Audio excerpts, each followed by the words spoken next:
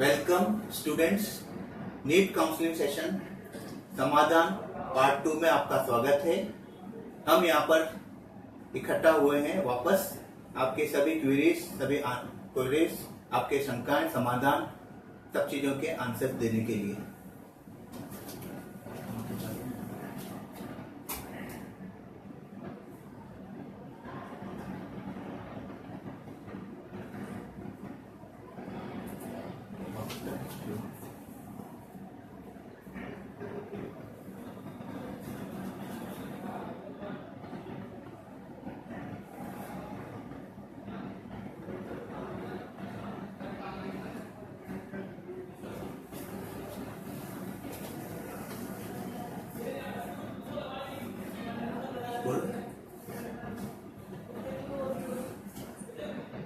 आपका registration process शुरू हो चुका है। www.mcc.nic.in इस साइट पे जाकर के आप लोगों ने रजिस्ट्रेशन कर चुके होंगे। चॉइस फिलिंग भी सब जगह पे शुरू हो चुकी है।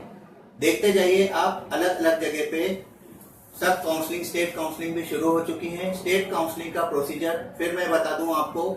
काउंसलिंग प्रोसेस स्टार्ट हो चुका है आसाम में, झारखंड में, महाराष्ट्र में, दिल्ली के अंदर, पंजाब में, यूपी में, तमिलनाडु में, केरला में, कर्नाटका में, गुजरात में अभी तक होना शुरू बाकी है, राजस्थान में अभी तक बाकी है, मणिपुर में शुरू हो चुका है, मेघालय में शुरू हो चुका है, हरियाणा में शुरू हो चुका है, हिमाचल में अभी तक शुरू होना बाकी है, मध्य प्रदेश में स्टेट मेरिट लिस्ट जारी हो चुकी है, छत्तीसगढ़ की अभी बाकी है, वेस्ट बंगाल के अंदर स्टार्ट हो चुका है, उड़ीसा के अंदर स्टार्ट हो चुका है।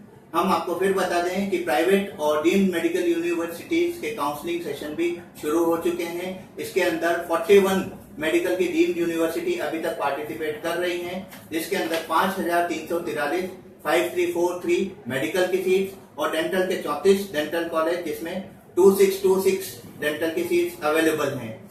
आपको एमसीसी की साइट पे जाकर के रजिस्ट्रेशन करना है। उसके अंदर एक deemed university oblique central universities का कॉलम है, जिसमें आपको जाकर के अपने आप को रजिस्ट्रेशन करना है, अपनी चॉइसेस भरिए। यहाँ ये देखने वाली बात बहुत इंपॉर्टेंट है कि आपको सभी चीजें बहुत ध्यान से देखने हैं। फीस का स्ट्रक्चर क्या आ रहा है, नंबर ऑफ सीट्स उसके सामने डिस्प्लेड है।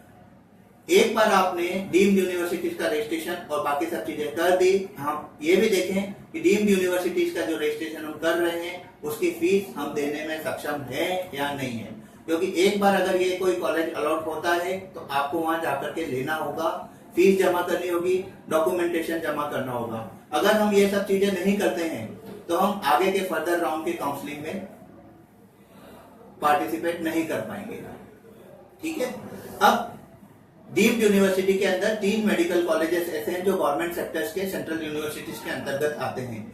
बीएचयू अपनी 85% सीट्स इसी काउंसलिंग से भर रहा है। एएमयू अपनी 50% एक्सटर्नल काउंसलिंग से भर रहा है, और साथ में Mahatma Gandhi institute of medical science Wardha, वो भी इसी से ही अपनी सीट्स को भर रहा है। इसके अलावा deemed universities oblique private colleges जो इसके अंतर्गत आ रहे हैं वो तकरीबन 41 के करीब हैं, जिसमें 5343 सीट्स हैं। 34 डेंटल कॉलेजेस हैं जिसके अंदर 2626 सीट्स हैं। आप चाहें तो उसमें जाकर के रजिस्ट्रेशन कर सकते हैं। 11 तारीख की लास्ट डेट है रजिस्ट्रेशन करने की, 12 तारीख को आपको इसकी लॉकिंग करनी है। यहाँ पर एक बच्चा सूर्यकांत चौधरी ये लिखता है कि 542 पे मेरे कॉलेज के क्या चांस हैं। आप कौन से स्टेट के हैं पहले इसको स्पेसिफाई करिए। वर्धा की फीस उसमें बताई हुई है, 1 लाख के करीब हाफ ईयर की फीस है। प्रशांत अग्रवाल ने ये बात बोली है, 1 लाख के करीब आ रही है उसमें भी। प्रशांत कुमारी अगेन बोल रहे हैं कि ओबीसी में बिहार का, आपके बिहार का बेटा अभी तक ओबीसी की लिस्ट नहीं आई है। ओबीसी की स्टेट लिस्ट जैसे ही आती है उसके बाद ही हम आपको बता पाएंगे।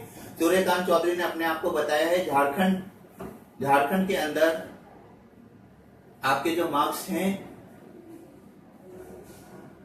586 पे ऑल इंडिया से 586, आप रैंक बोल रहे हैं या मार्क्स बोल रहे हैं, इसको रैंक को स्पेसिफाइड करिए। मार्क्स पे कोई चीज को स्पेसिफाइड मत करिए, मार्क्स के ऊपर कोई अलॉटमेंट नहीं होता है। आप अपनी रैंक को स्पेसिफाइड करिए और अपनी कैटेगरी को स्पेसिफाइड करिए, अपनी स्टेट को स्पेसिफाइड करिए। शिवराज सिंह शेखावत बोल रहे हैं कि 573 पे एफएमसी का कोई चांस है। 573 पे आप एफएमसी के लिए रजिस्ट्रेशन कर सकते हैं। पहले 1000 बच्चों को कॉल करेगी एफएमसी, उसके बाद में उनका जो एक सेपरेट रजिस्ट्रेशन प्रोसेस है वो पूरा किया जाएगा। पारिजात सर, हमारे साथ कुछ ऑडियंस अब जुड़ने लगी है। सिग्नल अरोधा पूछ रही है 589 marks in NEET Haryana domicile general category, क्या कोई चांसेस है उनके PGIMS रोहतक के लिए? इस चीज पे मैं फिर बता देता हूं कि हरियाणा की काउंसलिंग प्रोसेस अभी तक शुरू नहीं किया गया है। हरियाणा की काउंसलिंग का रजिस्ट्रेशन आपको PGIMS रोहतक की साइट जो है uhsr.tc.in उस पे जाकर के रजिस्ट्रेशन करना है। जब भी वो रजिस्ट्रेशन के लिए पोर्टल ओपन होगा, जैसे ये रजिस्ट्रेशन पोर्टल ओपन होगा, आपको उस पे जाकर के रजिस्ट्रेशन करेंगे, अपनी रेस्पेक्टिव कैटेगरी डालेंगे, अपने रेस्पेक्टिव रैंक डालेंगे। उसके बाद में गवर्नमेंट ऑफ हरियाणा अपनी एक separate merit list according to category तैयार करेगी, उसी की बेसिस पे आपका अलॉटमेंट आएगा। पारिजात सर, एक बार हम अपनी ऑडियंस को बता दें किन किन स्टेट्स ने अपने रजिस्ट्रेशन काउंसलिंग प्रोसेस शुरू कर दिए हैं। मैं एक बार फिर से रिपीट कर रहा हूं, जिन काउंसलिंग स्टेट के प्रोसेस शुरू हो चुके हैं। आसाम अपना शुरू कर चुका है, झारखंड ने कल से शुरू कर दिया है, महाराष्ट्र ऑलरेडी शुरू कर चुका है, दिल्ली ऑलरेडी शुरू कर चुका है, पंजाब ऑलरेडी शुरू कर चुका है, यूपी का काउंसलिंग प्रोसेस आज से शुरू हो चुका है, तमिलनाडु, केरल, कर्नाटका ऑलरेडी शुरू हो चुके हैं, गुजरात, राजस्थान अभी तक शुरू नहीं हुए हैं, मणिपुर ऑलरेडी शुरू हो चुका है, मेघालय ऑलरेडी शुरू हो चुका है, हरियाणा ने अभी तक अपने काउंसलिंग का शेड्यूल नहीं डाला है, हिमाचल ने अभी तक नहीं डाला है, MP अपना शुरू कर चुका है, छत्तीसगढ़ अपना शुरू कर चुका है, छत्तीसगढ़ का अभी काउंसलिंग शुरू होना बाकी है, वेस्ट बंगाल अपना शुरू कर चुका है, ओडिशा अपना काउंसलिंग प्रोसेस शुरू कर चुका है। ये सब स्टेट्स के मैंने जो नाम लिए हैं, या तो इनकी काउंसलिंग का प्रोसेस शुरू हो चुका है या इनके रजिस्ट्रेशन जो है वो अभी 1 या 2 दिन में शुरू होंगे। कुछ ऐसे स्टेट्स हैं जिनके रजिस्ट्रेशन अब बंद होने वाले हैं। तो अगर किसी ने अभी तक इन स्टेट की DME की साइट पे जाकर के रजिस्ट्रेशन नहीं किया है, तो हम आज भी आपको बोल रहे हैं कि आप तुरंत करिए। भले ही आपको कॉलेज मिल रहा है या नहीं मिल रहा है, ये एक सेकेंडरी चीज है। आप सबसे पहले जाकर के रजिस्ट्रेशन करिए। रजिस्ट्रेशन अगर आपने नहीं किया है तो आपको कॉलेज मिल भी रहा होगा तो भी नहीं मिलेगा। सर, अनुकृति जैन बता रही है कि वो MP डोमिसाइल से हैं, उन्होंने अपनी एजुकेशन गुजरात से कंप्लीट करी है, तो वो एलिजिबल किस स्टेट की काउंसलिंग के लिए, गुजरात के लिए या MP के लिए? अगर किसी बच्चे ने 10th और 12th दोनों गुजरात से किया है तो गुजरात की काउंसलिंग के लिए एडिशनली एलिजिबिलिटी के रूप में एलिजिबल है। MP का आपके पास अगर डोमिसाइल है तो आप MP के लिए भी एलिजिबल हैं। आशुतोष गुप्ता पूछते हैं, सर प्राइवेट कॉलेजेस के लिए उनको जाना है डॉक्यूमेंट्स लेकर कर, वेरिफिकेशन के टाइम पर यूपी में अगर यूपी हो तो क्या निवास प्रमाण पत्र बनवाना जरूरी है? कि निवास प्रमाण पत्र के बारे में कुछ बताएं, क्या इम्पोर्टेंस है? प्राइवेट कॉलेज के अंदर अगर आप प्राइवेट ले रहे हो और आप यूपी के मूल निवासी नहीं है तो आप उस प्राइवेट कॉलेज के कॉलेज अलॉटमेंट के लिए डोमिसाइल सर्टिफिकेट की बाध्यता को से एग्जेम्प्टेड है। इस चीज को बहुत ध्यान से देखिए। प्राइवेट कॉलेज में कोई भी बच्चा अप्लाई कर सकता है अगर उस स्टेट की DME ने आपके लिए कोई भी सीट को रखा है। यूपी के अंदर अगर कोई बच्चा प्राइवेट कॉलेज लेना चाह रहा है और वो यूपी का नहीं है तो उसको कोई जरूरत नहीं है मूल निवासी प्रमाण पत्र बनवाने की। हाँ, अगर वो यूपी का है तो उन्होंने एक स्टैंडर्डाइज फॉर्मेट डाला हुआ है अपनी यूपी की DME साइट पे और upnit.gov.in पे। इस पे जाकर के आप उस परफॉर्मा को डाउनलोड कर सकते हैं और उस हिसाब से उसको बना सकते हैं। मैं फिर बता दूं, 450 नंबर तक के बच्चे वो आज अपने डॉक्यूमेंट्स को वेरीफाई करवा रहे हैं क्योंकि यूपी की काउंसलिंग का रजिस्ट्रेशन कल शाम को 5 बजे बंद हो चुका है। 5 बजे जब वो बंद हो चुका है, उन्होंने 5 बजे के बाद तुरंत यूपी KGMC की साइट पे और यूपी DGME की साइट पे, यूपी नीट की साइट पे, तीनों जगह पे एक सर्कुलर डाला हुआ है जिसमें 450 से ऊपर वाले बच्चों को आज जाकर के रजिस्ट्रेशन प्रोसेस को अपने कंप्लीट करके डॉक्यूमेंटेशन को वेरीफाई करवाना है। सर, एक ऑडियंस में हमारे साथ जुड़े जिगर चावड़ा पूछते हैं, अगर फर्स्ट राउंड में मुझे सीट अलॉट हुई है और वो मुझे एग्जिट करनी है तो एग्जिट प्रोसेस क्या है? आपको जो भी कॉलेज अलॉट हुआ है वहां पर चूंकि आपके डॉक्यूमेंटेशन जमा है, आपको सबसे पहले उस कॉलेज में जाना पड़ेगा और अपने आप को उस जगह से रिजाइन करवाना पड़ेगा। जैसे ही आप रिजाइन कराते हैं, आपके पास एक ऑनलाइन रेजिग्नेशन लेटर आता है, उसके ऊपर आपको साइन करके उस कॉलेज को देना होता है। उसके बाद में वो कॉलेज आपके डॉक्यूमेंटेशन और बाकी सब चीजें वापस कर देता है। उससे आप अपने स्टेट की काउंसलिंग में आराम से पार्टिसिपेशन में जा सकते हैं। मनीष भट्ट पूछते हैं, उन्होंने अपनी कैटेगरी रॉन्ग भर दी महाराष्ट्र काउंसलिंग में, क्या वो बदली जा सकती है? ऑनलाइन प्रोसेस की किसी भी चीज में अगर कोई गलती है तो वो काउंसलिंग के दौरान चेंज नहीं की जा सकती है। कैटेगरी का मामला ऐसा होता है कि रिजर्वेशन चूंकि उसी पे बेस्ड होता है और उसी के ऊपर आपका सीट अलॉटमेंट भी किया जाता है। अब चूंकि सीट अलॉटमेंट आपने अपनी कैटेगरी का भरा हुआ है और आप अपनी रेस्पेक्टिव कैटेगरी से कोई सीट उठा रहे हैं, आप देखेंगे उसको कि वो कैटेगरी से आपको जनरल से सीट मिल भी रही है या नहीं मिल रही है। जनरल से अगर वही सीट मिल रही है तो जनरल से आप ऑटोमेटिकली उस सीट को उठा पा रहे हैं। लेकिन अगर वो कैटेगरी आपकी जनरल कैटेगरी से वो सीट नहीं मिल रही है तो हो सकता है कि ओबीसी के कारण अगर आपको वो सीट अलॉट हो गई है और फिर आप अगर डॉक्यूमेंटेशन वेरिफिकेशन कराने जा रहे हैं, जो भी कॉलेज आपको अलॉट हुआ है, हो सकता है वहां पर उस सीट को आपको डिनाई कर देना पड़े। कॉलेज काउंसलिंग जो बॉडी होती है वो आपके डॉक्यूमेंटेशन देखेगी, आपके पास वो रिलेवेंट कैटेगरी का सर्टिफिकेट नहीं है तो हो सकता है आपको एडमिशन डिनाई भी कर दें। जतिन व्यास पूछते हैं, sir, in which all states there is no domicile restriction for private states? Right now, private seats are available only in the state of Uttar Pradesh as well as Karnataka.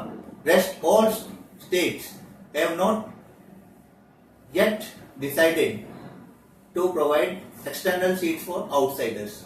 Private colleges are also a participant of state DME, that is called Director Medical Education Cell. Director Medical Education Cell is going to conduct state counseling, and state counseling is entirely a process of state allocation. परिचय sir Nitish मेहर पूछते हैं, first counselling में अगर मुझे seat allot नहीं तो आगे क्या स्कोप है?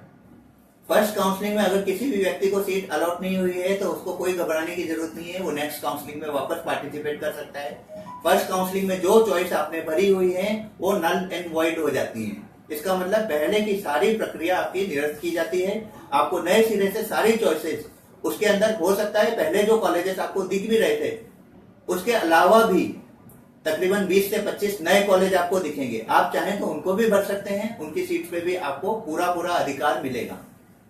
प्रशांत अग्रवाल पूछ रहे हैं, सर ईएसआई कॉलेज के लिए एलिजिबिलिटी क्या है? ईएसआई मेडिकल कॉलेजेस की जो एलिजिबिलिटी है उन्होंने ब्रोशर के अंदर साफ साफ दी हुई है कि ईएसआई जो कहलाया जाता है एम्प्लॉय स्टेट इंश्योरेंस स्कीम के अंतर्गत जो पर्सन्स कवर अप होते हैं, जितने भी पर्सन्स कवर अप होते हैं इसमें, उनके लिए ये चीज बहुत जरूरी है कि आप पहले पता भी करें कि आप वाकई में उसमें कवर अप भी है या नहीं है, क्योंकि मैक्सिमम बच्चों ने बिना इंश्योरेंस ईएसआई के जो कवर अप लोग हैं उनके अलावा भी फॉर्म भर दिए हैं। हम ये चीज देखें कि सबसे पहले हमारी एलिजिबिलिटी चेक करें, अपने फादर से पूछें कि हम उस कैटेगरी के अंदर कवर अप भी है या नहीं है, क्योंकि ये कॉलेजेस का जो 85% सीट्स का एलोकेशन है या जो भी सीट्स उन्होंने दिखाई हुई हैं उसमें सिर्फ और सिर्फ board of ESI covered insured person हैं। सर शिवराज सिंह शेखावत पूछते हैं, फर्स्ट राउंड के लिए अगर कॉलेज फिल नहीं किया तो कोई लॉस तो नहीं होगा? फर्स्ट राउंड में उन्होंने कोई कॉलेज फिल नहीं किया। फर्स्ट राउंड में आपने जो भी कॉलेजेस का चयन किया है आपको फर्स्ट राउंड का अलॉटमेंट उन्हीं में से मिलेगा। अगर आपको कोई कॉलेज नहीं भी मिल रहा है तो इसमें कोई घबराने वाली बात नहीं है, आप सेकेंड काउंसलिंग में उस पूरे प्रोसेस को दोबारा से शुरू कर सकते हैं। आपके पास मान लो आज 181 कॉलेज हैं, आपने उसमें से 10 ही भरे, हो सकता है आपको कोई अलॉटमेंट नहीं भी मिले, कोई बात नहीं है। सेकंड काउंसलिंग में आप वापस 181 या और कोई नए 20-30 कॉलेज ऐड हो रहे हैं, आप सारे भरिए। प्रायोरिटी ऑर्डर में जो आपने रैंक कॉलेज नंबर 1 से भरा है या 210 नंबर तक है, उसमें से जो आपकी रैंक पे अवेलेबल होगा वो आपको अलॉट किया जाएगा। सर नीरज खंडेलवाल पूछते हैं, बीएचएमएस एंड बीएमएस के लिए भी नीट क्वालिफाई करना जरूरी है? कुछ स्टेट्स ने बीएएमएस और बीएचएमएस को नीट के साथ में जोड़ा है। जैसे दिल्ली की बात हम करें, दिल्ली में जो भी अलॉटमेंट है आपका एफएमएस में, faculty of medical science, IP university, दोनों के अंदर चाहे आयुर्वेदिक हो, चाहे होम्योपैथिक हो, चाहे एलाइड कोर्सेस हो, सारे एडमिशंस का प्रोसेस जो है वो पूरी तरह से आपका नीट के रैंक और स्कोर से है। आपको उसके लिए सेपरेट रजिस्ट्रेशन करना पड़ेगा जैसे ही उसका प्रोसेस शुरू होता है।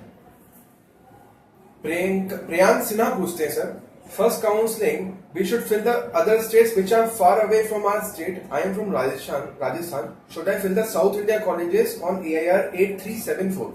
Basically, at your rank, presumption of getting a college is less. So I think you must fill all the colleges in order to secure a seat.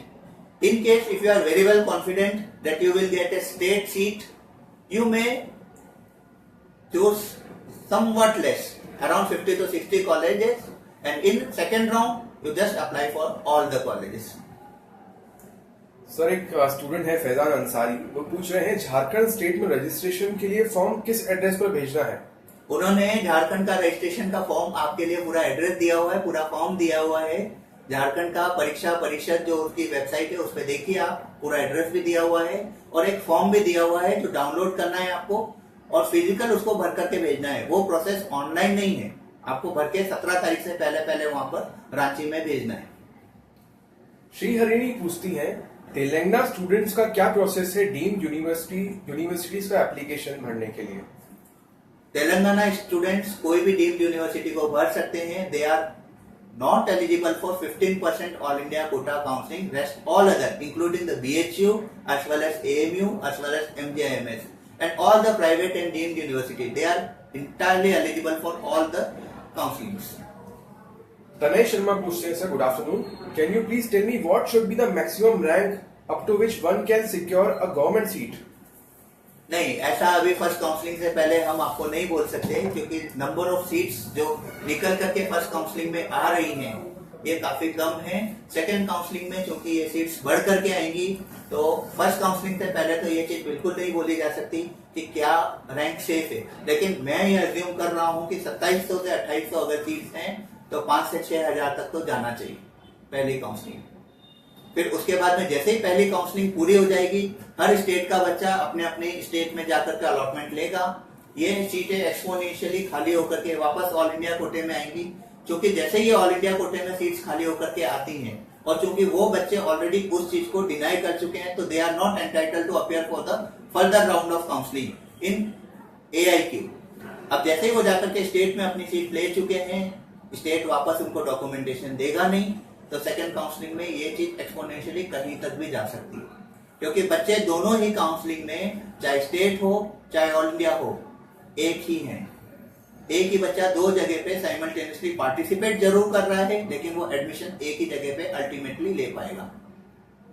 Sir कुछ स्टूडेंट्स पूछ रहे हैं क्या राउंड 2 की काउंसलिंग में मैंडेटरी है college भरना? Round 2 की काउंसलिंग में आपको अगर राउंड 1 जो स्टेट का हुआ था अगर कोई डिजायर्ड कॉलेज मिल चुका है तो मैं ये समझता हूं कि आपको सेकंड काउंसलिंग अटेंड नहीं करनी चाहिए या ऐसी चॉइस उसमें भरिए कि आपको वो मिले ही नहीं. मान लो आपके रैंक 5000 है तो आप सिर्फ दिल्ली के कॉलेजेस भर के छोड़ दीजिए, वो पहले से तय है कि वो मिलने ही वाले नहीं है. आप अपने स्टेट में जाकर के अपनी पढ़ाई पूरी करिए. 1 अगस्त से आपका सेशन शुरू हो रहा है.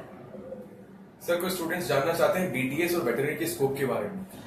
BDS आज की तारीख में काफी अच्छा था, इमर्जिंग ट्रेंड है. BDS का आप देखिए, अगर आप MDS कर सकते हैं तो काफी सारे स्कोप्स खुलते हैं. वेटनरी साइंस के भी अपने अपने स्कोप्स हैं. वेटनरी के बाद में अगर आप MBSc करते हैं तो किसी कॉलेज में जाकर के पढ़ा सकते हैं और यूरोपियन कंट्रीज में इंडियन वेटनरीज की काफी अच्छी डिमांड है.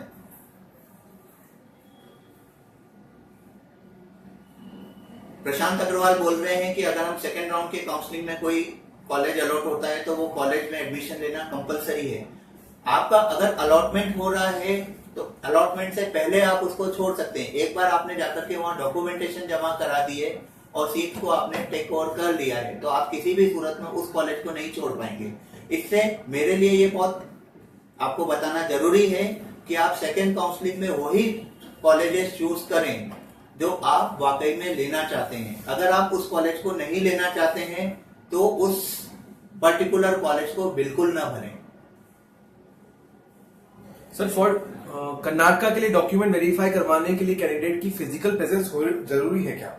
कर्नाटका की जो काउंसलिंग हो रही है आपके कल या परसों में मेरिट लिस्ट आ जाएगी. उसी के आधार पे आपको जाकर के बेंगलोर में पर्सनली डॉक्यूमेंटेशन को वेरीफाई करवाना जरूरी है. इसमें बच्चे को खुद को जरूर जाना पड़ेगा.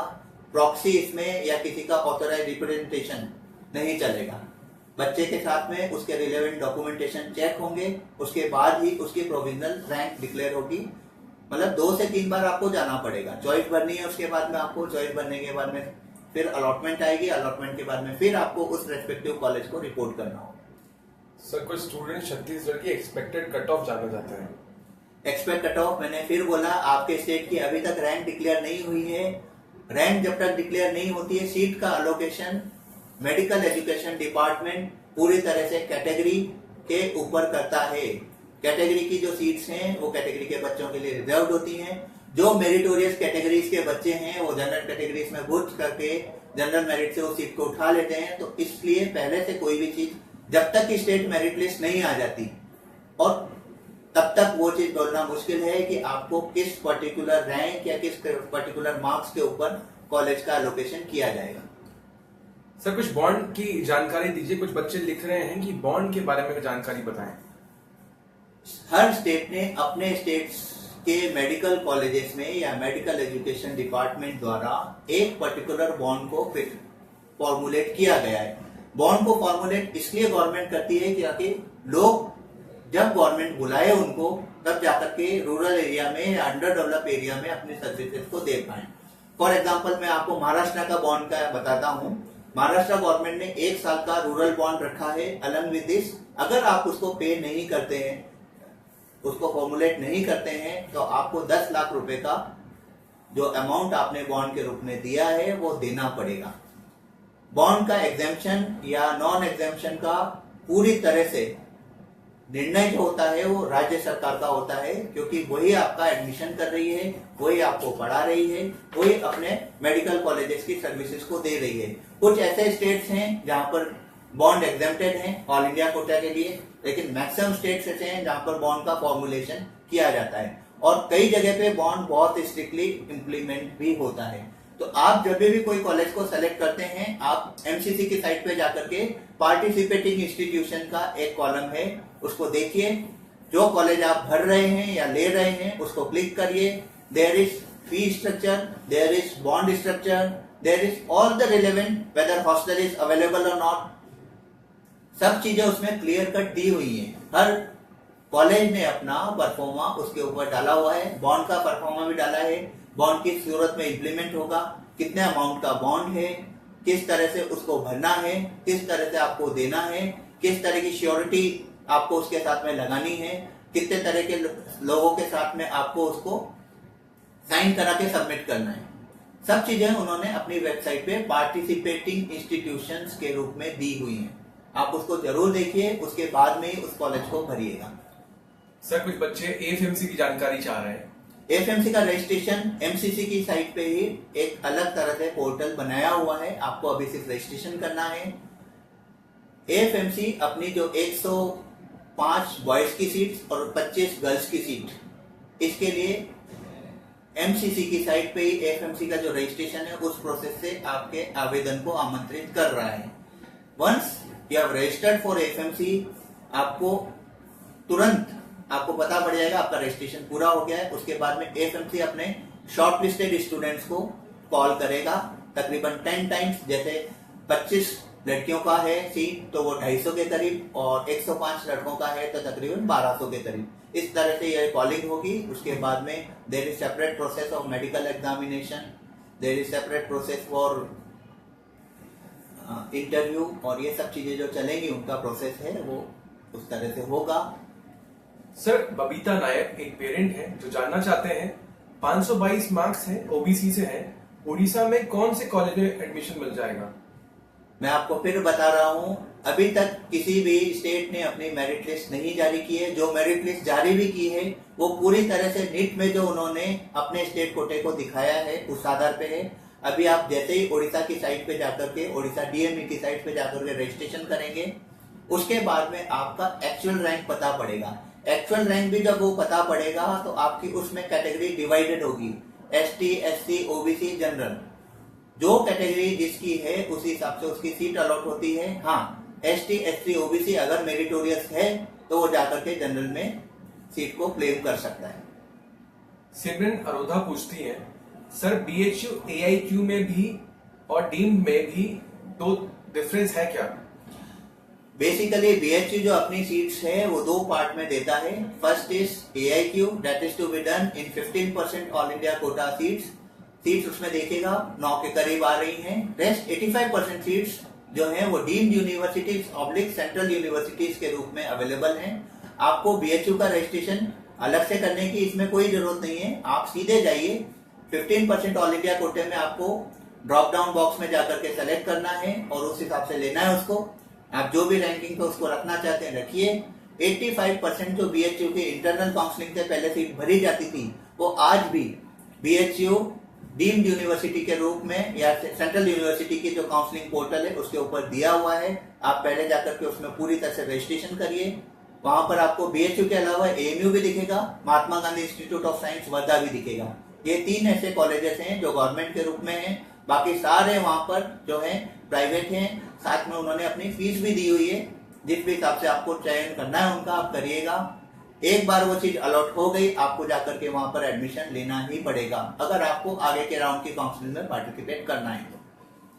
एक स्टूडेंट है, पूछते हैं I have scored 530 marks in NEET and OBC category from Jharkhand, can I get government college from all India quota और state quota? If yes, which college would I get through state quota and what is the expected cut of state quota? Basically, in Jharkhand, right now, no information has been predicted because they have not disclosed their state quota rank. फिर भी मैं आपको ये बता दूं 530 पे अगर आपका स्कोर है तो झारखंड में आपको कॉलेज मिलने की संभावना एटलीस्ट धनबाद की तो बनी जाएगी। और हो सकता है आपके आगे के बच्चे ऑल इंडिया कोटे से सीट उठा रहे हो तो हो सकता है जमशेदपुर तक भी पहुंच जाए। रांची मिलना थोड़ा सा मुश्किल है, हो सकता है रांची भी अगर आपकी कैटेगरी के ज्यादा बच्चे उसमें अवेलेबल नहीं है वो भी मिल सकता है। लेकिन जब तक स्टेट की rank as well as category rank disclose नहीं की जाती, जब तक कोई भी चीज बोलना थोड़ा सा मुश्किल हो जाता है। सर, कुछ स्टूडेंट्स बेस्ट इंडियन कॉलेजेस के बारे में जानना चाहते हैं, बेस्ट मेडिकल कॉलेजेस की जानकारी चाहते हैं। बेस्ट मेडिकल कॉलेजेस की लिस्ट पिछले साल का जो अलॉटमेंट था उस हिसाब से हम लोगों ने एलन की वेबसाइट पे एक कंपोजिट अलॉटमेंट के रूप में डाली हुई है। आप जाइए www.ellen.ac.in, उसके ऊपर आपको राइट हैंड साइड पे एक कंपोजिट अलॉटमेंट की पूरी लिस्ट मिलेगी। 208 कॉलेजेस की लिस्ट है उसमें। आप देखिएगा पहले नंबर पे मौलाना आजाद से स्टार्ट हो रहा है, दूसरा कोझिकोड से स्टार्ट हो रहा है। अब कोझिकोड टॉप 10 में तो नहीं आता, लेकिन कोई ऐसा बच्चा जो केरल का है उसके लिए वो चीज टॉप 10 में है। हर कॉलेज या हर रीजन का जो बच्चा है वो अपने कॉलेज अपने हिसाब से तय करता है। मैं आपको फिर बता दूं एक क्लासिकल एग्जांपल, इस साल की जो नीट पीजी की जो रैंक 1 स्टूडेंट थी, नीट पीजी की बात कर रहा हूं मैं, उसने त्रिवेंद्रम मेडिकल कॉलेज उठाया है, केरल के अंदर मेडिकल कॉलेज उठाया है, रेडियो डायग्नोस्टिक्स की थी, even though she was getting a Maulana Azad medical college. तो ये निर्भर करता है आपकी उस पर्टिकुलर स्टेट की अप्रोचेबिलिटी पे।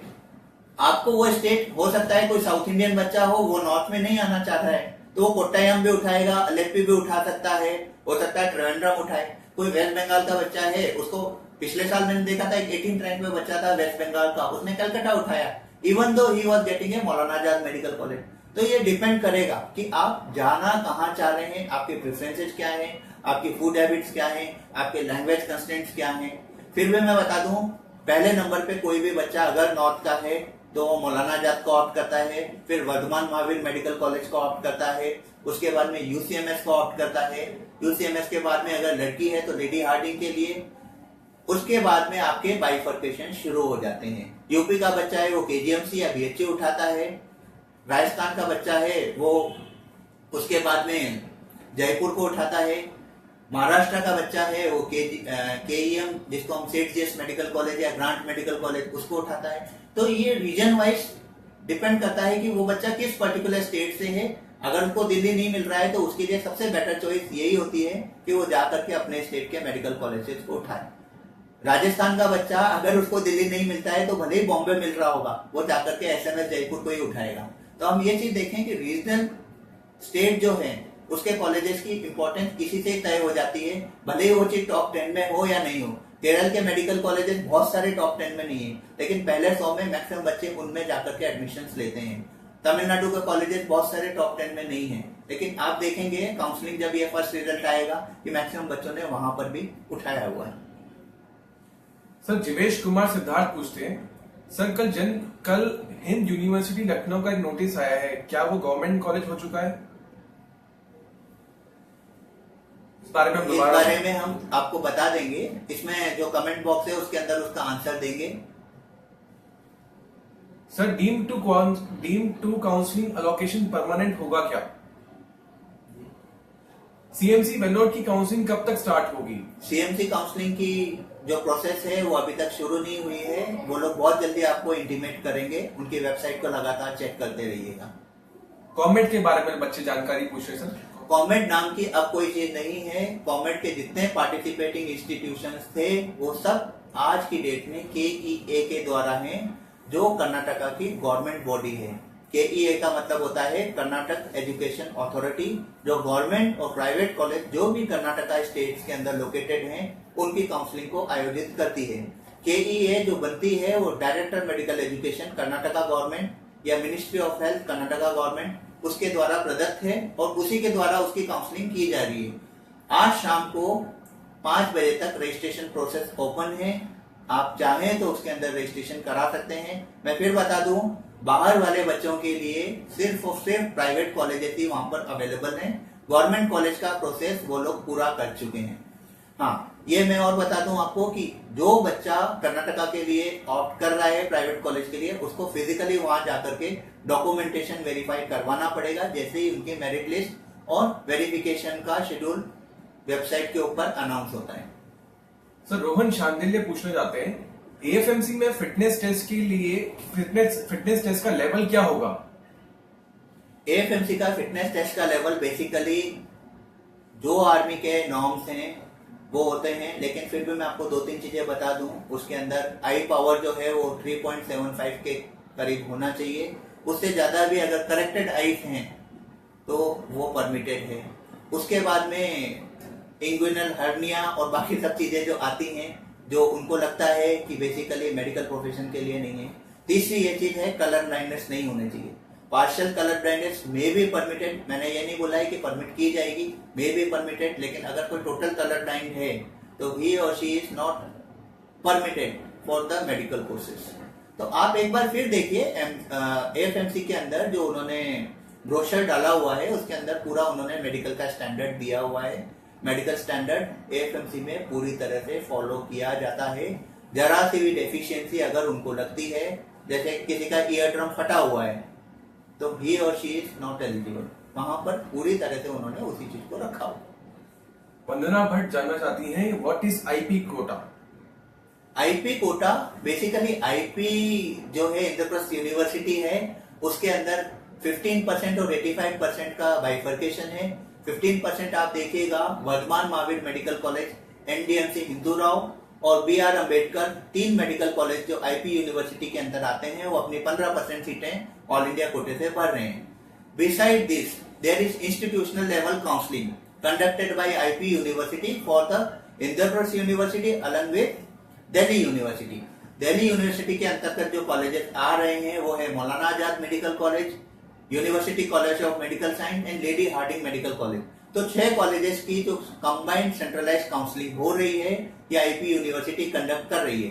एक चीज और मैं बता दूं, दिल्ली की जो 85% सीट्स हैं उसमें सिर्फ दिल्ली डोमिसाइल बच्चे एलिजिबल है। 15% ऑलरेडी आपकी MCC द्वारा जो काउंसलिंग हो रही है उसके अंतर्गत आ रही है। IP यूनिवर्सिटी जो काउंसलिंग कर रहा है 6 मेडिकल कॉलेजेस की, उसके अंदर जो अकेला VMMC है जिसकी कुछ सीटें बाहर वाले बच्चों के लिए खुली हैं। उसके अंदर भी 2 पार्ट में डिवाइडेड है, subsidise seats, non subsidise seat. Subsidise seat जो है वो फ्री सीट्स हैं, नॉन सब्सिडाइज सीट्स हैं जो पेमेंट है। वो भी उन्होंने अलग अलग कैटेगरीज के हिसाब से बांटी हुई है, जो दिल्ली और नॉन दिल्ली के रीजन में डिवाइडेड है। जहां तक बात आती है NDMC और BR बाबा साहब अम्बेडकर मेडिकल कॉलेज की, वहां पर बाहर वाले बच्चों के लिए 85% सीट्स में कोई सीट नहीं है, वो पूरी तरह से दिल्ली डोमिसाइल वाले बच्चों की सीट्स हैं। Similarly Maulana Azad, UCMS, lady Hardinge, इन तीनों की भी जो 85% सीट्स है वो सिर्फ और सिर्फ दिल्ली वाले बच्चों के लिए।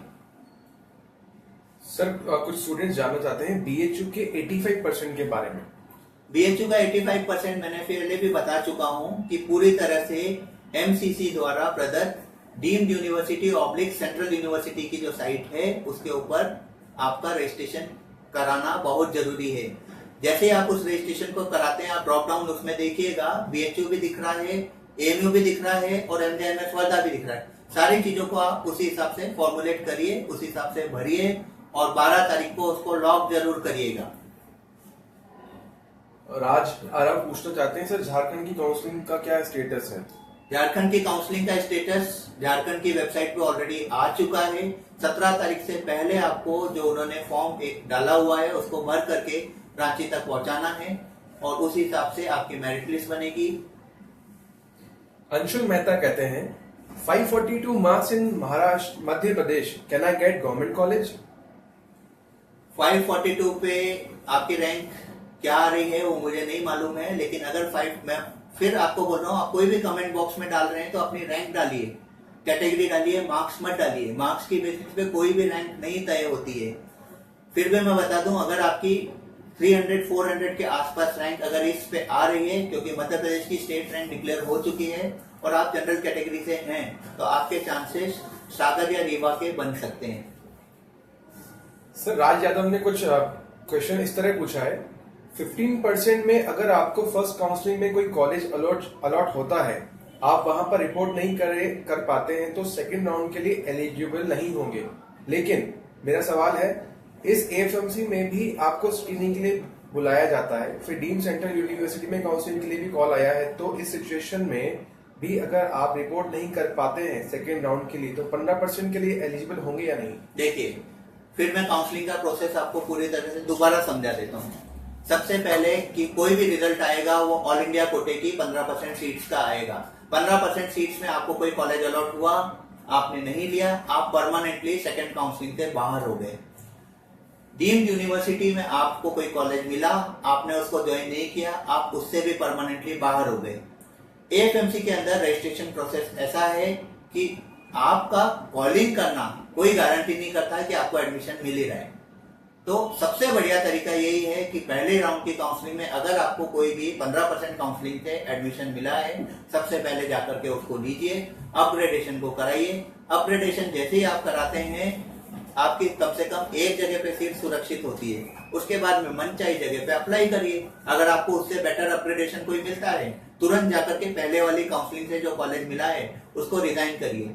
आपने सेकंड राउंड का रजिस्ट्रेशन कर दिया, चॉइसेस भर दी और कोई कॉलेज अलॉट हो गया है पहले वाले से, तो पहला वाला आपका ऑटोमेटिकली कैंसिल हो जाता है। जैसे ही ये कॉलेज कैंसिल हो जाता है, ये सीट किसी और व्यक्ति को अलॉट की जाती है। आप वहां पर गए, आपने डॉक्यूमेंटेशन जमा करे, एडमिशन ले लिया। अब आप चाह के भी किसी और कॉलेज में नहीं जा पाएंगे क्योंकि आपका ऑलरेडी एडमिशन हो चुका है सेकंड राउंड के थ्रू। सर नवलीन रतन पूछते हैं, सर राजस्थान की काउंसलिंग कब से स्टार्ट होगी? Will it start before all India second round counselling? Please बताएं। राजस्थान की काउंसलिंग हमारे पास जो प्रिजम्पशन है उस हिसाब से 15 तारीख से 20 तारीख के बीच में कभी भी नोटिफिकेशन आ सकता है। उसके बाद में they will invite A online application form. Online application form आपको भरना है। राजनीट यूजी जो वेबसाइट बनेगी उनकी, जिस तरह की पीजी की वेबसाइट बनी थी उसके ऊपर जाकर के आपको रजिस्ट्रेशन करना है। रजिस्ट्रेशन प्रोसेस को पूरा करना है। उसके बाद में आपकी रैंक डिस्प्ले होगी। उसके साथ में आपको अपने कॉलेजेस बनने हैं, जैसे SMS medical college, Bikaner medical college, आपका Jodhpur medical college, Ajmer medical college, Udaipur, RUHS Jaipur, Kota, Jhalawar, Ajmer, ये सारे आपको अपने प्रायोरिटी ऑर्डर के हिसाब से भरते जाना है। यहाँ पर आपको ड्रॉप डाउन में कुछ प्राइवेट कॉलेजेस भी मिलेंगे, जैसे Mahatma Gandhi medical college, Gitanjali medical college, NIMS medical college और कुछ डेंटल कॉलेजेस भी मिलेंगे। आपको इनमें जब भी आप सेलेक्ट करें तो बहुत ध्यान से करिएगा, क्योंकि उसमें फ्री सीट और पेमेंट सीट दोनों का ऑप्शन होता है। आपने ऊपर पेमेंट सीट को डाल दिया और वो अलॉट हो गई तो पहले जाकर के उसमें आपको एडमिशन लेना पड़ेगा। अगर आपने उस एडमिशन को डिनाई कर दिया, आपने वहां पर रिपोर्ट नहीं किया, तो आप फर्दर राउंड के काउंसलिंग से बाहर हो जाते हैं। सौम्या खरे पूछते हैं, स्टेट की सीट ऑल इंडिया से लेनी चाहिए या स्टेट कोटे से? क्या इसकी फीस में कोई डिफरेंस होगा? आप चाहे ऑल इंडिया कोटे से कोई सीट को लेते हैं और वही सीट आप स्टेट कोटे से लेते हैं, कोई विशेष फर्क नहीं पड़ रहा है। फीस दोनों की सेम होती है। 85% बच्चे आपके स्टेट कोटे से आते हैं 15% स्टूडेंट आपके ऑल इंडिया कोटे से आते हैं। दोनों एक ही साथ पढ़ते हैं, एक ही साथ रहते हैं, कोई बेसिक डिमार्केशन उनमें नहीं होता है। कुछ ऐसे स्टेट्स हैं जहां पर 15% कोटे से बच्चे आते हैं तो उनका बॉन्ड इंप्लीमेंट नहीं होता। फॉर एग्जाम्पल छत्तीसगढ़ में पिछले साल तक था, इस साल मुझे नहीं मालूम है कि वो लोग क्या कर रहे हैं, लेकिन छत्तीसगढ़ में अगर ऑल इंडिया कोटे से कोई बच्चा आता था तो उसके लिए बॉन्ड इंप्लीमेंट नहीं होता था, लेकिन 85% स्टेट कोटे के थ्रू उसी कॉलेज में अगर बच्चा आता था तो उसमें वो बॉन्ड इंप्लीमेंटेड था। सर बिहार कट ऑफ के बारे में कुछ बताएं। मेरी 521 मार्क्स है ओबीसी से, क्या मुझे एमबीबीएस सीट मिलेगी? बिहार कट ऑफ अभी बताना बहुत मुश्किल है, क्योंकि बिहार ने अभी तक अपना रजिस्ट्रेशन प्रोसेस या मेरिट लिस्ट जारी नहीं की है। वहां पर कितने बच्चे ऐसे हैं, किस कैटेगरी के हैं, किस तरह से उस काउंसलिंग में पार्टिसिपेशन में आ रहे हैं, अभी तक तय नहीं हुआ है। तो बिहार की कट ऑफ इस पर्टिकुलर मोमेंट पे तो बोलना असंभव सा है। हितेश अग्रवाल बोलते हैं, sir my marks is 490 and general category from Rajasthan, any chances in Rajasthan and MP? 490 पे आपको प्राइवेट कॉलेज ही मिलेगा अगर आप जनरल कैटेगरी के हैं तो। गवर्नमेंट के चांसेस थोड़े से कम हैं। प्रशांत अग्रवाल का सवाल है, what is meant by the amount of fee to be reimbursed in details of all colleges? Basically इस चीज में रीइंबर्स वाली बात है जब आप उसको विड्रॉ करते हैं। अगर वो चीज आपकी निकल करके आ रही है कि आपने कितनी फीस पे की है और वापस रीइंबर्स आप जब वापस आते हैं छोड़ करके, उस चीज के बारे में रीइंबर्समेंट है। आप या तो उस चीज को समझ नहीं पा रहे हैं ठीक से, आप वापस उस कॉलेज की इंफॉर्मेशन बुकलेट में जाकर के देखिएगा कि आपने कितनी फीस पे की है और उसमें से कितनी आपकी वापस मिल रही है। जैसे मैक्सिमम कॉलेजेस हैं वो 1000 या 2000 रुपए काट करके आपकी फीस वापस कर देते हैं in case you have been upgraded. वापस आप जा रहे हैं तो भी मिल जाता है, लेकिन सेकंड काउंसलिंग के बाद में आपको मैक्सिमम कॉलेजेस कोई फीस वापस नहीं दे रहे हैं। इवन तो कर्नाटका के अंदर ये रूल पिछले साल था कि अगर आपने सेकंड काउंसलिंग के बाद में कोई भी विड्रॉल दिया है तो आप आगे के 4.5 साल की फीस भी पे करना पड़ेगा। कोई आपका रिइंबर्समेंट उस फीस पे नहीं होता है। सर सचिन यादव पूछते हैं, sir I have scored 533 Delhi OBC, last year cut off was 576 for Delhi OBC, scope क्या है? दिल्ली की अभी तक मेरिट लिस्ट जारी नहीं हुई है। एक बार मेरिट लिस्ट जारी होने दीजिए, हो सकता है हम आपको इस बारे में भी बता पाएंगे कि दिल्ली ओबीसी की कट ऑफ किस तरफ मूव कर रही है। इस पर्टिकुलर मोमेंट पे जब तक की स्टेट मेरिट लिस्ट या पर्टिकुलर कट ऑफ नहीं आ जाती, क्योंकि इस बार दिल्ली की जो काउंसलिंग है वो आईपी यूनिवर्सिटी एक सेंट्रलाइज काउंसलिंग के रूप में कर रही है। 530 पे चांसेस आपके बनने की पूरी संभावना है। एटलीस्ट हिंदू राव, अगर आपका दिल्ली से ओबीसी बना हुआ है, सेंट्रल ओबीसी हिंदू राव और एनडीएमसी में काम नहीं आएगा। सेंट्रल ओबीसी आपका काम करेगा मौलाना आजाद में, यूसीएमएस में, और उसके साथ में आपका लेडी हार्डिंग मेडिकल कॉलेज में अगर आप फीमेल हैं तो। मेल अगर कोई है तो आपके दिल्ली एनसीटी से बना हुआ ओबीसी ही मान्य है, बीएमएमसी में, हिंदू राव में और आपके बीआर अंबेडकर में।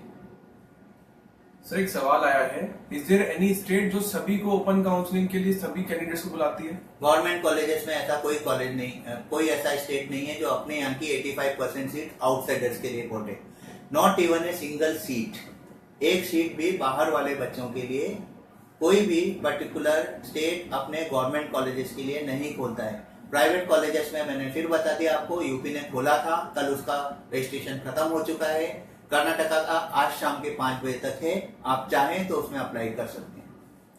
सर मैं गवर्नमेंट कॉलेज नहीं दे पाऊंगा, प्राइवेट की फीस बहुत ज्यादा है, क्या मैं अब्रॉड जा सकता हूँ? अब्रॉड में आजकल काफी लोग जा रहे हैं, रशिया में जा रहे हैं, चाइना में जा रहे हैं, मॉरिशस में जा रहे हैं, फिलीपींस में जा रहे हैं, नेपाल में जा रहे हैं, और सीआईएस कंट्रीज जो हैं, कन्फेडरेशन ऑफ जो रशिया के अंतर्गत जो आती थी सारी, वो कंट्रीज में जा रहे हैं। लेकिन सबसे बड़ी बात है, जब आप वहां से करके आते हैं एमबीबीएस तो एमसीआई का एक स्क्रीनिंग एग्जामिनेशन आपको देना होता है। विगत सालों में वहां से जो करके आए हैं उनका फेलियर रेट बहुत ज्यादा है। जब तक आप एमसीआई का स्क्रीनिंग एग्जामिनेशन पास नहीं करते हैं तब तक आपको यहाँ का मेडिकल काउंसिल ऑफ इंडिया का रजिस्ट्रेशन नहीं मिलता है, और जब तक वो रजिस्ट्रेशन नहीं मिलता है तब तक आप एटलीस्ट यहाँ पर प्रैक्टिस तो नहीं कर सकते। मनीष भट्ट का सवाल है, is there any scope to get transfer from one college to another after 1 year of MBBS? Yes, on the basis of health ground and family constraint, if there is any seat vacant in particular state or in particular medical college, a candidate can be transferred. इस हेतु इन लोगों को 3 जगह से permission लेनी पड़ती है। पहली, आपका जिस कॉलेज में एडमिशन है वहां के डीन से, फिर आपको पता करना होता है कि किस पर्टिकुलर कॉलेज के अंदर सीट खाली है वहां के डीन से। दूसरा, और मैं बता दूं, ऑल इंडिया कैटेगरी का कोई बच्चा है उसकी सीट का ट्रांसफर सिर्फ ऑल इंडिया कैटेगरी से ही होगा। स्टेट की बच्चा है स्टेट के थ्रू होगा, उसके बाद भी उस पर्टिकुलर स्टेट की DME से जाकर के परमिशन लेनी पड़ती है। अगर सब जगह से आपको NOC मिल जाती है, आप ट्रांसफर करने के लिए परमिटेड है। सर एक सवाल आ रहा है, what are deemed universities? Deemed universities are basically self-financing universities which generate their fund from students by collecting a heavy amount of fees. For example, आप देखेंगे जब आप डीम्ड यूनिवर्सिटी के लिए रजिस्ट्रेशन कर रहे हैं, उनकी फीस स्ट्रक्चर आपको निकल करके दिखेगी 10 लाख रुपए पर ईयर से लेकर के 25 लाख रुपए तक। अब कोई प्राइवेट कॉलेज है ऐसा या प्राइवेट यूनिवर्सिटी है ऐसी जिसके पास फंड जो है वो आपके द्वारा ही होना है, तो वो हाईली जो सब्सिडाइजेशन है वो बिल्कुल नहीं मिलता है। वहां पर हाईली पेड फीस जो है वो निकल करके आती है और उसी बेसिस पे वो कॉलेज या डीम्ड यूनिवर्सिटी चलती है। सिमरन का सवाल है, sir in first counselling choice filling maximum कितने कॉलेज हम फिल कर सकते हैं? सिमरन, आप मैक्सिमम 181 चॉइसेस जो अवेलेबल है पूरे की पूरे कर सकते हैं, लेकिन आप उस कंस्ट्रेंट को देखिए। आपकी अगर स्टेट के अंदर बहुत अच्छी रैंक है तो आप लिमिटेड चॉइसेस को ही भरिए। स्टेट के अंदर आपको अगर लगता है कि आप उस कॉलेजेस को मिल सकता है आपको, तो आप लिमिटेड चॉइस को ही भरिएगा, क्योंकि आपको वहां जाकर के एडमिशन लेना है, उस जगह पे जाकर के आपको डॉक्यूमेंटेशन जमा कराना है। स्टेट की काउंसलिंग का रिजल्ट आपका 7 से 8 दिन बाद तुरंत आ जाएगा, फिर आपको पुराने कॉलेज में वापस जाना पड़ेगा, वहां से डॉक्यूमेंटेशन विड्रॉ करना पड़ेगा। 3 या 4 दिन का टाइम आपका होता है स्टेट काउंसलिंग में रिपोर्ट करने का, तुरंत आपको वापस आना पड़ेगा, ओरिजिनल डॉक्यूमेंटेशन जमा कराना पड़ेगा। अगर आपकी रैंक ऐसी है कि आपको लगता है कि आपको स्टेट कॉलेज से मेडिकल कॉलेज मिल जाता है, तो आप लिमिटेड चॉइसेस को ही भरिए। अगर आपको लगता है कि आपको कोई कॉलेज स्टेट काउंसलिंग से नहीं मिल पा रहा है, आप पूरी 181 मेडिकल की और 37 या 38 जो डेंटल की हैं, अगर आप इंटरेस्टेड हैं तो उसको भरिएगा, आपको अलॉटमेंट उसी के द्वारा किया जाएगा। अगर आप अभी कम भी भरते हैं तो आपके पास सेकंड काउंसलिंग के अंदर फिर वो चॉइसेस दोबारा से खुलती हैं, उसमें आप फिर से वापस दोबारा से नई चॉइसेस को डाल सकते हैं। सुधाकर चुक का सवाल है, AMU BHU Wardha deemed university की काउंसलिंग एलिजिबिलिटी के बारे में बताएं। AMU BHU और MJMS वर्धा अपनी 85% सीट्स को पूरी तरह से deemed universities oblique central universities counselling portal पे डाले हुए हैं। आपको अगर इन कॉलेजेस में एडमिशन लेना है तो जाकर के उस पर रजिस्ट्रेशन करिए। 11 तारीख से पहले 11 तारीख की शाम को 5 बजे से पहले रजिस्ट्रेशन करना है, चॉइसेस को डालना है और 12 को आपको उसको लॉक भी करना है। प्रवीण पूछते हैं, सर क्या ये रूल स्टेट काउंसिलिंग में भी है कि ओबीसी स्टूडेंट जनरल की सीट नहीं ले सकते? ऐसा किसी काउंसलिंग में कहीं पर भी नहीं है कि जनरल की सीट ओबीसी नहीं ले सकता है। ऐसा न कोई गवर्नमेंट द्वारा कोई परिपत्र जारी हुआ है। अभी जो भी चीजें हैं, मैंने एम्स में भी देखा था काउंसलिंग में जाकर के ओबीसी वाले जनरल की सीट उठा रहे थे, अगर वो मेरिटोरियस हैं तो। मेरिटोरियस बच्चे के लिए कैटेगरी का कोई बाउंडेशन नहीं है, वो कोई भी सीट किसी भी कैटेगरी से उठा सकता है, हायर कैटेगरी से उठा सकता है। मोहित खंडेलवाल का सवाल है, सर AMU BHU की फीस कितनी होगी? AMU BHU की फीस उन्होंने साइट पे डाली हुई है। AMU की फीस आपकी तकरीबन 40,000 रुपए के करीब पड़ती है। BHU की फीस आपकी 18,000 के करीब पड़ती है। वो आप देखेंगे डीम्ड यूनिवर्सिटी की साइट पे लेफ्ट हैंड साइड में पार्टिसिपेटिंग इंस्टीट्यूशन ऑब्लिक उसमें आ रहा है, आप आराम से उसको देखिए, उसके बाद में उसको भरिए। गवर्नमेंट में कहीं पर भी फीस कोई ज्यादा नहीं होती है, तो आप बिना झिझक के उस चीज को भर सकते हैं। मैं काउंसलिंग का प्रोसेस आपको फिर एक बार ब्रीफ कर रहा हूं। MCC का रजिस्ट्रेशन आपका mcc.nic.in पे है। इसके अंदर गवर्नमेंट मेडिकल कॉलेजेस के 181 मेडिकल कॉलेजेस, जिसके अंदर 3,705 सीट्स हैं। डेंटल कॉलेजेस 37 हैं, जिसके अंदर 328 सीटें हैं। Private medical colleges deemed universities 41 है, जिसमें 5,343 सीट्स आ रही हैं। डेंटल कॉलेजेस 34 हैं, जिनके अंदर 2626 सीट्स आ रही हैं। सब जगह पे आपको सेपरेटली रजिस्ट्रेशन करना है। काउंसलिंग प्रोसेस जिन स्टेट में ऑलरेडी स्टार्ट हो चुका है वो मैं बता रहा हूँ। आसाम के अंदर स्टार्ट हो चुका है, Jharkhand has already been notified, Maharashtra का चल रहा है, दिल्ली का आईपी और डीयू के लिए कंबाइंड काउंसलिंग चल रही है, पंजाब के अंदर प्रोसेस चल रहा है, यूपी के अंदर रजिस्ट्रेशन कल प्रोसेस खत्म हो गया, आज से डॉक्यूमेंटेशन वेरिफिकेशन शुरू हो चुका है। तमिलनाडु में काउंसलिंग का प्रोसेस ऑलरेडी चल रहा है, केरल का चल रहा है, कर्नाटका का ऑलरेडी गवर्नमेंट कॉलेजेस के लिए खत्म हो गया है, प्राइवेट कॉलेजेस के लिए आप आज शाम को 5 बजे तक कर सकते हैं। गुजरात का अभी तक शुरू नहीं हुआ है, राजस्थान का अभी तक शुरू नहीं हुआ है, मणिपुर का प्रोसेस अभी तक शुरू नहीं हुआ है, मेघालय का ऑलरेडी शुरू हो चुका है, हिमाचल का अभी तक शुरू नहीं हुआ है, एमपी का प्रोसेस उन्होंने साइट पे डाल दिया है, छत्तीसगढ़ का अभी तक शुरू नहीं हुआ है, वेस्ट बंगाल का शुरू हो चुका है, उड़ीसा का ऑलरेडी शुरू हो चुका है। एमसीसी की साइट पे आप 4 तरह से अपने आप को रजिस्ट्रेशन कर सकते हैं। For 15% counselling all India, FMC की काउंसलिंग, ईएसआई मेडिकल कॉलेजेस की काउंसलिंग और डीम्ड और सेंट्रल यूनिवर्सिटीज की काउंसलिंग के लिए। सर गिरिराज कक चौहान पूछते हैं, सर स्टेट की रैंक कैसे पता चलेगी? स्टेट की रैंक आपका स्टेट डीएमई डिसाइड करेगा। आपसे स्टेट की रैंक के लिए एक पर्टिकुलर साइट पे जाकर के आपको रजिस्ट्रेशन करना पड़ेगा। उस रजिस्ट्रेशन के बाद में आपको अपनी रेस्पेक्टिव कैटेगरी डालनी होती है, उस बेसिस पे आपकी स्टेट रैंक जनरेट होती है। अगर आपने स्टेट की काउंसलिंग साइट पे जाकर के रजिस्ट्रेशन नहीं किया है, आपकी कोई स्टेट रैंक नहीं आएगी। हर स्टेट अपने अपने डीएमई की साइट पे काउंसलिंग को रजिस्ट्रेशन कर रहा है। जब भी आपका नोटिफिकेशन आता है, आपको 2 या 3 दिन का टाइम दिया जाता है, उस पर जरूर जाकर के करिए। एलन में जो बच्चे एनरोल्ड हैं, हम हर चीज उनके लिए, उनके जो भी रजिस्टर्ड मोबाइल नंबर है उस पर एसएमएस के रूप में भेज रहे हैं। सर दिल्ली की मेरिट लिस्ट कब आएगी? दिल्ली की मेरिट लिस्ट आपकी 11 या 12 तारीख को रिलीज कर रहा है आईपीयू। आप आईपीयू की वेबसाइट को लगातार देखते रहिए। सर छत्तीसगढ़ की काउंसलिंग का रजिस्ट्रेशन अलग से होगा या ऑल इंडिया के साथ में होगा? छत्तीसगढ़ की काउंसलिंग का रजिस्ट्रेशन आपका छत्तीसगढ़ डीएमई की वेबसाइट पे होगा। बहुत जल्दी आपको उस बारे में इंफॉर्मेशन छत्तीसगढ़ गवर्नमेंट नोटिफाई करेगी। आप वहाँ के जो नेशनल स्टेट के जो रीजनल न्यूज़पेपर है उनको जरूर देखते रहिए, वहां पर उसके बारे में आएगा।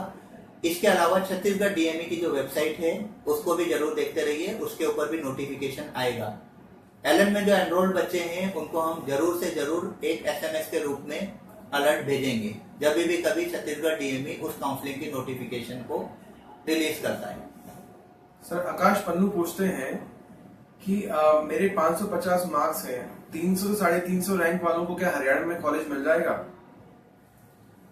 हरियाणा की अभी तक स्टेट रैंक नहीं आई है। आप 550 जो मार्क्स बता रहे हैं उस पे आपने 350 रैंक कैसे कैलकुलेट करी मुझे नहीं मालूम है, लेकिन अगर आपकी 350 रैंक है तो हरियाणा में आपको कहीं ना कहीं मिलने की संभावना बनती है।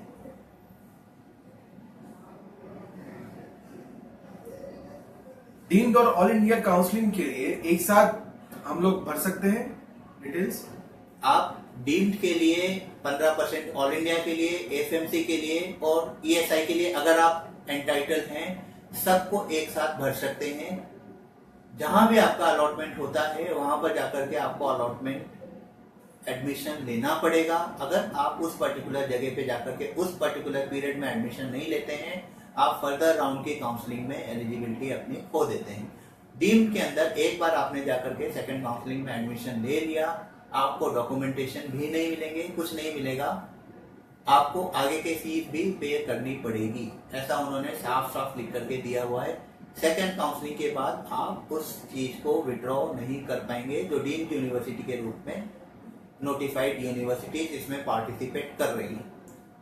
महिमा केजरीवाल पूछती हैं, sir Assam registration for counselling will be done separately? Assam की डीएमई वेबसाइट के ऊपर रजिस्ट्रेशन शुरू हो चुका है। आप देखिए उसमें एक फॉर्म उन्होंने दिया हुआ है, उसको आपको डाउनलोड करना है और 16 तारीख से पहले सबमिट भी करना है। 6 पेज का वो फॉर्म है, उसके अंदर सारे रिक्विजिट कंडीशन जो दी हुई हैं उसको आपको फॉर्मुलेट करना है, पूरी तरह से उसको भरना है और सारे कागजों के साथ में आपके जो भी रिलेवेंट एनक्लोजर्स हैं उसमें देखिएगा 3 से 4 एनक्लोजर्स हैं, वो सारे एनक्लोजर्स आपको पूरे उसके साथ में टाई करके सबमिट करना है। सर रोहन शांडिल्य का सवाल है, एजुकेशन लोन के बारे में आप क्या जानकारी दे सकते हैं?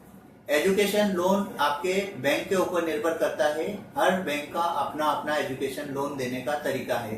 कई बैंक इंटरेस्ट रेट अलग अलग हैं। एजुकेशन लोन जो है वो आपको 75 से 80% तक मिल जाता है with respect to mortgage of your property या इमूवेबल प्रॉपर्टी या एफडी के रूप में, जो भी आप वहां पर रखते हैं।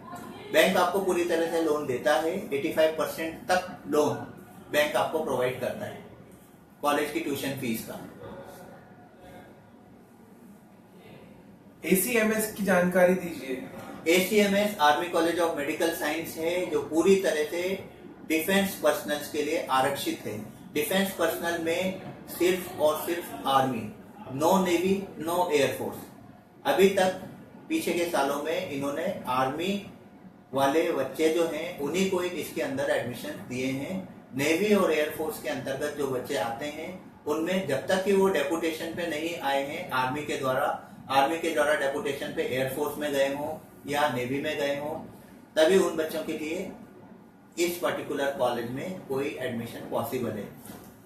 सर एक स्टूडेंट का सवाल है, सर अगर मुझे कॉलेज सिर्फ छत्तीसगढ़ में ही कॉलेज चाहिए तो मुझे ऑल इंडिया काउंसलिंग रजिस्ट्रेशन करना चाहिए या नहीं, या सिर्फ मैं स्टेट काउंसलिंग ही भरूं? आप ऑल इंडिया काउंसलिंग में जरूर रजिस्ट्रेशन करिए, क्योंकि ऑल इंडिया की काउंसलिंग पहले हो रही है। आप देखिए उसमें क्या आपके पास ऑप्शन हैं। उसके बाद में आप चाहें तो जैसे ही आपका छत्तीसगढ़ में अलॉटमेंट आता है आप ऑल इंडिया से जाकर के रिजाइन कर दीजिए। लेकिन कोई भी अपॉर्चुनिटी को छोड़िए मत। फर्स्ट अपॉर्चुनिटी हमेशा अवेल करनी चाहिए। हमको भी पता है कि किसी की 40,000 रैंक है, लेकिन उसको कोई कॉलेज ऑल इंडिया से नहीं मिलेगा। इवन दो आप उसको भरिए, उस प्रोसेस में पार्टिसिपेट करिए, उसके बाद में देखा जाएगा। अजीज काका पूछते हैं, किस स्टेट रैंक तक MP में गवर्नमेंट कॉलेज मिलने के चांसेस हैं? स्टेट रैंक अभी तक जो आई हैं दे आर फैक्चुअल। फैक्चुअल का मतलब they are not actual. Factual जो चीज है वो चीज निकल करके आती है। आपने जो पर्टिकुलर जब रजिस्ट्रेशन कर रहे थे तब आपने state domicile of the candidate के रूप में अपने आप को MP का बताया, लेकिन बहुत सारे बच्चे ऐसे थे जिनके पास उस पर्टिकुलर समय पे उन्होंने यूपी डाल दिया। अब यूपी डाल दिया तो उनका तो उस लिस्ट में पब्लिश हो रहा है, कोई भी चीज MP के अंदर नहीं पब्लिश हो रहा है। लेकिन अब आप देखेंगे कि चूंकि वो बच्चा MP का है और उसके पास वहां का डोमिसाइल है तो वो रजिस्ट्रेशन करेगा MP का। जब वो रजिस्ट्रेशन करेगा तो उसकी रैंक हो सकता है आपसे ऊपर आ जाए। आपकी जो अभी रैंक दिख रही है, इसलिए मैं बोल रहा हूँ वो फैक्चुअल है, वो एक्चुअल है ही नहीं। एक्चुअल रैंक आपकी जनरेट होगी जब स्टेट DME अपना रजिस्ट्रेशन प्रोसेस पूरा करेगा, उसके बाद में आपकी रैंक आपको सामने दिखेगी। सर शुभम गहलोत्रा पूछते हैं, sir I am from Punjab, 522 marks है, can I get government MBBS seat in general category? Punjab ने अपनी स्टेट की मेरिट लिस्ट जारी कर दी है। आप देखिए उसमें आपका किस रैंक पे आ रहा है। अगर ये रैंक आपकी जो आपने बताई है वाकई में यही है, क्योंकि फिर मैं बता रहा हूं कि पंजाब की स्टेट रैंक अभी तक एक्चुअल वाली नहीं आई है। ये आपने जितने भी डोमिसाइल स्टेट पंजाब डाला हुआ है उसके हिसाब से उन्होंने जनरेट करके बना दिए। अब सेपरेट रजिस्ट्रेशन प्रोसेस जो हो रहा है उसके बाद में हो सकता है कोई पंजाब वाला बच्चा आपसे आगे आ जाए और आपकी रैंक हो सकता है 15-20 ऊपर भी चले जाए, नीचे भी चले जाए, क्योंकि आगे वाले जो बच्चे हैं हो सकता है वो रजिस्ट्रेशन ही नहीं करें। आपसे आगे के हो सकता है 40 बच्चों ने रजिस्ट्रेशन नहीं किया और उस तरह से आगे जाकर के आपको हो सकता है कि आगे भी रैंक आ सकती है, पीछे भी रैंक आ सकती है। सर दिव्यांश जैन पूछते हैं कि कब तक राजस्थान स्टेट रैंक डिक्लेयर हो जाएंगी? राजस्थान की रैंक डिक्लेयर तब होंगी जब आप रजिस्ट्रेशन करेंगे। सबसे पहले रजिस्ट्रेशन प्रोसेस को पूरा करिए। रजिस्ट्रेशन प्रोसेस जैसे ही पूरा हो जाता है आपकी स्टेट रैंक अपने आप जनरेट हो जाएगी। साक्षी अग्रवाल पूछती है, सर अगर AIQ फर्स्ट काउंसलिंग में कोई कॉलेज अलॉट हो जाता है पर स्टेट से बेटर कॉलेज मिल रहा है तो क्या can I leave the AIQ seat? First counselling में आप बिल्कुल उस चीज को जाकर के छोड़ सकते हैं, क्योंकि आपके डॉक्यूमेंटेशन वहीं पर ही जमा है। आपकी जैसे ही स्टेट की काउंसलिंग आ रही है आपके पास उस पर्टिकुलर समय पे ओरिजिनल डॉक्यूमेंटेशन होता है, क्योंकि मैक्सिमम काउंसलिंग स्टेट की जो है वो ऑनलाइन मोड में है। जैसे आपको कोई कॉलेज अलॉट हो जाता है आप पहले वाले जो ऑल इंडिया कोटे से जो सीट मिली हुई थी उसको जाकर के छोड़िए, रेजिग्नेशन दीजिए। वहां से रेजिग्नेशन की लिस्ट स्लिप मिलती है आपको, उसको लेकर के अपने स्टेट के मेडिकल कॉलेज में आ जाइए, अपने डॉक्यूमेंटेशन लेकर के आराम से आपका एडमिशन हो जाएगा। निधि जैन पूछती है, सर मेरा स्कूल कोटा में है लेकिन मैं छत्तीसगढ़ डोमिसाइल से हूँ, क्या मुझे सीजी का कॉलेज मिल सकता है? छत्तीसगढ़ में डोमिसाइल मोड पे है। आज भी स्टेट गवर्नमेंट की जो डोमिसाइल नीतियां हैं वो समय समय पे चेंज होती हैं। आज की डेट में छत्तीसगढ़ का किसी भी बच्चे के पास अगर डोमिसाइल है, भले ही उसने स्कूलिंग कहीं से भी करके आया हो, उसको वो सीट मिलेगी अगर उसकी रैंक पे वो सीट अवेलेबल हो रही है तो। कृष्णम कुमावत पूछते हैं, sir I have pass 10th and 12th from Gujarat but domicile is from MP, can I apply for both? हाँ, आज की डेट में आप दोनों जगह पे अप्लाई कर सकते हैं, क्योंकि गुजरात की जो एलिजिबिलिटी है वो 11th-12th की बेसिस पे है। आप भले ही वहाँ के डोमिसाइल है या नहीं है, उससे कोई विशेष फर्क नहीं पड़ रहा है, आपको स्टेट की मेरिट लिस्ट में इंक्लूड किया जाएगा। एमपी में आपकी आज की डेट में डोमिसाइल मोड पे एलिजिबिलिटी है, वहां पर आपने 10th-12th नहीं भी किए तो दोनों जगह के लिए आज की डेट में आप एलिजिबल हैं। अगर कोई स्टेट अपने रूल्स एंड रेगुलेशंस को चेंज करता है तो वो समय के साथ में इंटीमेट किया जाता है और उसी हिसाब से आपकी एलिजिबिलिटी या नॉन एलिजिबिलिटी तय होती है। प्रदीप बाड़ीजा पूछते हैं, सर जी एमपी स्टेट रैंक मेरी 1344 है, any chance for government colleges? 1344 अगर आपकी यूआर रैंक है और आप किसी कैटेगरी से बिलोंग नहीं करते हैं तो गवर्नमेंट कॉलेज मिलने की संभावना आपकी नेग्लिजिबल है। हाँ, प्राइवेट में आपके लिए जरूर कोई ना कोई विकल्प खुल सकता है। विकास पांडे जानना चाहते हैं, सर आईसीएआर के बारे में कुछ बताइए। आईसीआर का ऑलरेडी रजिस्ट्रेशन और रिजल्ट दोनों चीजें प्रोसेस पूरी हो चुकी है। अब आपकी काउंसलिंग थोड़े ही दिनों में आयोजित की जाएगी, उसके अंदर आप जाकर के अपनी चॉइसेस को भरिएगा। उसके अंदर भी मैं बता दूं 3-4 जो अच्छी यूनिवर्सिटीज हैं, गोविंद वल्लभ पंत, पंजाब एग्रीकल्चर यूनिवर्सिटी लुधियाना, चौधरी चरण Singh university Hisar, Rajasthan agriculture university Bikaner, Jabalpur, उधर नीचे की तरफ चाहें आप नवसारी गुजरात, सरदार कृषि नगर, इस तरह की जो यूनिवर्सिटी हैं इसमें जाकर के आप अप्लाई कर सकते हैं। पूरी लिस्ट उन्होंने वेबसाइट के ऊपर डाली हुई है, जिस भी जगह पे आप अप्लाई करना चाहें अप्लाई कर सकते हैं। इसके अंतर्गत जो ब्रांचेस आती हैं they are agriculture, horticulture, sericulture, fisheries science, agriculture and cooperative marketing and forestry. किसी भी ब्रांच में आप जाकर के 4 ईयर डिग्री के जो बीएससी हैं उनको आप अप्लाई कर सकते हैं। साक्षी रानी पूछती है, सर 19,000 ओबीसी कैटेगरी रैंक में गवर्नमेंट कॉलेज मिल सकता है क्या? इफ नहीं देन एनी प्राइवेट कॉलेज किसी स्टेट की बताएं जो मिल सकती है जिसकी फीस 5 लाख तक पर एनम हो। मैं बिहार से हूं, मुझे प्लीज बताएं। प्राइवेट कॉलेज की जो फीस है वो स्टेट गवर्नमेंट का अधिकार है। 5 लाख रुपए के प्राइवेट कॉलेज आज की डेट में इस पर्टिकुलर रैंक पे तो अवेलेबल नहीं है। ठीक है। दूसरा, आप कभी भी अपनी ओबीसी रैंक को कोट न करें। आपका जो अलॉटमेंट होता है वो आपका एआईआर रैंक या नीट रैंक से होता है। पर्टिकुलर कैटेगरी से कोई कॉलेज का अलॉटमेंट नहीं होता है और ना उससे कोई प्रिडिक्शन करने में आसानी होती है। ठीक है। दूसरी बात, इस रैंक के ऊपर अगर आपकी रैंक जो आ रही होगी, अगर 19,000 रैंक है तो मेरे ख्याल से 40 से 50,000 के पार जा रही होगी। 40 से 50,000 पे आप आज की डेट में केईए के लिए जो कर्नाटका के प्राइवेट कॉलेज की रजिस्ट्रेशन शुरू हो चुकी है उसको कर दीजिएगा। हो सकता है आपको वहां पर कोई ना कोई कॉलेज मिल जाए। सर एमसीसी की साइट पर प्राइवेट कॉलेज के लिए कैसे रजिस्ट्रेशन करवाना चाहिए? एमसीसी की साइट पे 3 तारीख से ये रजिस्ट्रेशन प्रोसेस शुरू हो चुका है। आप जाइए, उस पर अपना रोल नंबर डालिए, अपना एप्लीकेशन नंबर डालिए, अपना नाम डालिए, अपनी मदर्स नेम डालिए, अपनी ईमेल आईडी डालिए, अपना फोन नंबर डालिए और उसके बाद में उसको सबमिट करके आगे बढ़िए। जैसे ही आप करते हैं उसके बाद में आपसे आपका एड्रेस पूछता है। एड्रेस के बाद में एक यूनिक पासवर्ड आप बनाते हैं और उसके बाद में जो मोबाइल पे आपके ओटीपी आया उसको सबमिट करते हैं। आपका रजिस्ट्रेशन प्रोसेस पूरा हो गया। रजिस्ट्रेशन प्रोसेस के बाद में आप वापस जाइए कैंडिडेट लॉगिन पे। उसके बाद में अपना रोल नंबर डालिए, जो आपने पासवर्ड बनाया था वो डालिए। लेफ्ट हैंड साइड के डैशबोर्ड पे आपको चॉइस फिलिंग आती है। चॉइस फिलिंग के साथ में आप भरना शुरू कर दीजिए। बाकी ये काम आपको थोड़ा जल्दी करिएगा क्योंकि परसों इस चीज की लास्ट डेट है। उसके बाद में आप रजिस्ट्रेशन नहीं कर पाएंगे। सर स्टूडेंट पूछते हैं, sir can a student have domicile on the basis of parents residence? Yes, parents के रेजिडेंस की बेसिस पे आपके पास बिहार के अंदर होता है डोमिसाइल, झारखंड के अंदर होता है, साइमल्टेनियसली यूपी के अंदर होता है, उत्तरांचल के अंदर होता है, आपका छत्तीसगढ़ में होता है, एमपी के अंदर होता है, वेस्ट बंगाल के अंदर होता है। ये सारे हैं ऐसे स्टेट जहां पर पेरेंट्स के बेसिस पे डोमिसाइल बनता है। So what is the difference between management quota and government quota? Government quota seats are completely 3 seats जिसकी फीस एक नेग्लिजिबल अमाउंट में होती है। मैनेजमेंट कोटा की फीस एक्सपोनेंशियली हाई होती है।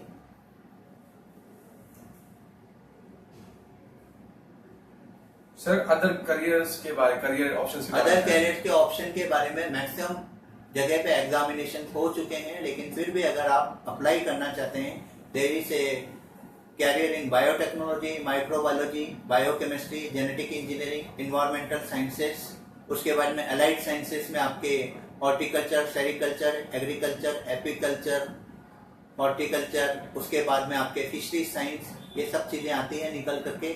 मेडिकल साइंसेस में आपके पास अलाइड मेडिकल साइंसेस के अंतर्गत जो चीज आती है, होम्योपैथी, आयुर्वेदी, नेचुरोपैथी, यूनानी, उसके बाद में आपकी वेटनरी साइंसेस, डेंटल साइंसेस, आपके बाद में उसके बाद में dietetics, speech learning therapy, nursing, physiotherapy, काफी सारे कोर्सेज हैं जो अलग अलग रूप में इस कैरियर में आते हैं। आप किसी भी जगह पे जाकर के अप्लाई कर सकते हैं, लेकिन मैक्सिमम जगह पे इनकी एडमिशन की प्रोसेस पैरेलली चल रही है। अगर आपकी रैंक काफी ज्यादा पीछे है तो आपको इन चीजों के बारे में भी एक बार को सोचना शुरू कर देना चाहिए। सर एक पेरेंट है अंजना काबरा, पूछती है sir my daughter is Allen student, her marks is 506 general, Rajasthan government में बीडीएस मिल सकता है क्या? इस पर्टिकुलर मार्क्स पे अगर पहले वाले सालों का अनुभव हम अगर देखें तो गवर्नमेंट बीडीएस या गवर्नमेंट एमबीबीएस मिलने की चांसेस आपके थोड़े से कम है। हाँ, ये जरूर है कि आप अगर प्राइवेट कॉलेजेस के लिए एक पर्टिकुलर स्टेट में ऑप्ट कर रहे हैं तो हो सकता है वो आपको मिल सकता है। गवर्नमेंट के चांसेस थोड़े से नेग्लिजिबल हैं इस पर्टिकुलर मार्क्स पे। नीलेश कुमार साहू पूछते हैं सर अगर फर्स्ट राउंड एआईक्यू काउंसलिंग में एक कॉलेज में एडमिशन कर लिया है और सेकंड राउंड के लिए ऑप्ट कर लिया, फिर अगर स्टेट में अच्छा कॉलेज मिलता है तो क्या करूं? मेरे मार्क्स है 618, रैंक है 1283, उड़ीसा से हूँ। 618 मार्क्स पे आपको ये चीज तो पता है कि आपको आपके स्टेट का एससीबी मेडिकल कॉलेज कटअप 100% मिल रहा है। इस रैंक पे आपको ऑल इंडिया से भी ये कॉलेज मिलने की पूरी संभावना है। तो आप जो भी चॉइसेस डालें उसके अंदर पहले वो कॉलेज डालिएगा जो आपको इजीली अवेलेबल पिछले साल की बेसिस पर मिल रहे थे। आप अपनी रैंक देखिए, मार्क्स मत देखिए। मार्क्स का कोई रोल नहीं है किसी भी सीट या कॉलेज के एलोकेशन का, ठीक है। अब आपने 618 अपने जो मार्क्स बताए हैं उसके ऊपर आपकी जो रैंक आ रही होगी मेरे ख्याल से 1200 के करीब आ रही होगी। 1200 रैंक के ऊपर पिछले साल के 800 रैंक तक के जो कॉलेजेस हैं वो सब सेकंड काउंसलिंग तक आपको अवेलेबल कर दिए जाएंगे। 1200 रैंक पे आपको पुणे का कॉलेज मिल सकता है, 1200 रैंक पे आपको बैंगलोर का कॉलेज मिल सकता है, 1200 रैंक पे आकर के आपको मुंबई के जो 3rd 4th नंबर के कॉलेजेस हैं वो मिल सकते हैं। ये जरूर है कटक आपको 100% मिल रहा है। सर स्टूडेंट्स पेरेंट्स के एक साथ क्वेश्चंस आ रहे हैं फॉरेन में एमबीबीएस करने के रिगार्डिंग, एक बार दोबारा इस पे बात बताएं। फॉरेन के एमबीबीएस का मैं फिर बता दूं, आजकल चूंकि इंडिया के अंदर जो कॉलेजेस की फीस है वो एक्सपेंशियली काफी ज्यादा हाई है, तो लोग बाहर की तरफ मूवमेंट कर रहे हैं। बाहर की तरफ जो जिन देशों में पर्टिकुलरली मूवमेंट कर रहे हैं वो है Nepal, Bangladesh, Mauritius, China, Russia और रशिया के सब कंट्रीज, उसके अलावा फिलीपींस की तरफ भी जा रहे हैं लोग, और यूरोपियन कंट्रीज जैसे रोमानिया, चेकोस्लोवाकिया जो है वहां पर भी जा रहे हैं। यहां पर मैं आपको बता दूं सब जगह पे चूंकि कॉस्ट ऑफ लिविंग काफी ज्यादा हाई है, फीस कम है। फीस चूंकि कम है तो सबकी तरफ सब जो लोग हैं वो उसी तरफ मूवमेंट कर रहे हैं। हम यहाँ पर एक चीज और आपको बता दें कि जैसे ही आप एमबीबीएस वहां से कंप्लीट करके आते हैं, कई जगह पे एमबीबीएस नाम की कोई डिग्री नहीं होती है, वो लोग डायरेक्ट आपको एमडी देते हैं 7 इयर्स की जो होती है। तो जहां पर भी एमबीबीएस है वहां से आप एमबीबीएस कर सकते हैं, जहां पर सीधे एमडी है वहां पर आप एमडी कर सकते हैं। फीस का स्ट्रक्चर सब जगह पे अलग अलग है। कोई भी कॉलेज अगर आप चूज कर रहे हैं तो उसकी वेबसाइट पे जाकर के उसके बारे में पूरी तरह से जरूर देखिए कि वो वर्ल्ड हेल्थ ऑर्गेनाइजेशन से एफिलिएटेड भी है या नहीं है। कोई भी मेडिकल यूनिवर्सिटी WHO के द्वारा परमिटेड होना चाहिए, रिकॉग्नाइज होना चाहिए। साइमल्टेनियसली MCI की साइट पे जाकर के भी आपको उस चीज को देखना चाहिए कि वो कॉलेज की जो डिग्री है या उसकी वैधता है वो भारत के अंदर लागू हो रही है या नहीं हो रही है। अगर हो रही है तो उसका रेफरेंस नंबर जरूर देखिएगा। हर किसी कॉलेज को उस पर्टिकुलर चीज को डालना जरूरी होता है। अब आ जाते हैं उसके बाद में, जैसे आप इन डिग्रियों को कंप्लीट करके इंडिया में आते हैं, there is MCI screening examination. Screening examination MCI साल में 2 से 3 बार कंडक्ट करती है। इस एग्जामिनेशन में आपको पास होना जरूरी है। अगर आप पास नहीं होते हैं उस पर्टिकुलर डिग्री की आज की डेट में प्रैक्टिस आप नहीं कर सकते। सर मैं एलएन का स्टूडेंट हूँ, मेरी AIQR 4775 है। कौन सा कॉलेज मेरे लिए बढ़िया होगा? मैंने जनरल कैटेगरी से हूँ और झारखंड से हूँ।